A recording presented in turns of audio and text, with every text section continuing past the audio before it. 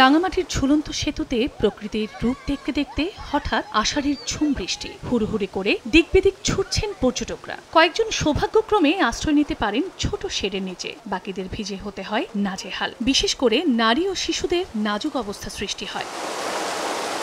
পর্যটন কর্পোরেশনের ২৮ একরের বিশাল এলাকায় ঝুলন্ত সেতু। এখানে ২টি কমপ্লেক্স, ৭টি কটেজ ও ৫টি ছোট আকৃতির শেড ছাড়া নেই কোনো স্থাপনা। ফলে ঝড় বৃষ্টি থেকে নিজেদের রক্ষা করতে পারেন না পর্যটকরা। অথচ জরুরি আপৎকালীন আশ্রয়স্থল নির্মাণ সম্ভব বড় এই এলাকায়। এমনকি শিশু পার্কেরও বেহাল দশা। নেই কোনো শৌচাগার। আইকনিক স্থানের এমন বেহাল দশায় হতাশ দেশি পর্যটকদের পাশাপাশি বিদেশিরাও। বৃষ্টির কারণে যে পর্যটকরা যে কোথাও গিয়ে সুন্দরভাবে একটা আশ্রয় নিবে, সেরকম আশ্রয় নিবে দাঁড়াবে, সেটা কোনো একটা আমরা দেখি নাই। কয়েকজন মাত্র ঢুকতে পারছে ভিতরে, কাউন্টারের ভিতরে।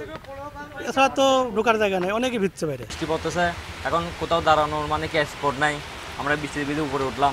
নগদের কাছে সব গ্রাহকই প্রিয়, তাই তো সারা দেশে ক্যাশ আউট চার্জ সবচেয়ে কম। একটা যদি দাঁড়ানোর মতো যদি ব্যবস্থা থাকতো তাহলে তো পর্যটকের জন্য অনেক ভালো হতো। Raining time, the people are suffering if crossing the bridge from here to there.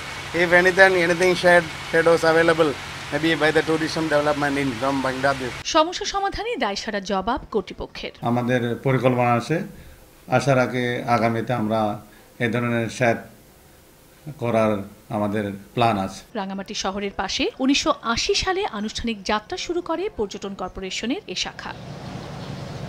সময় সংবাদ, রাঙামাটি।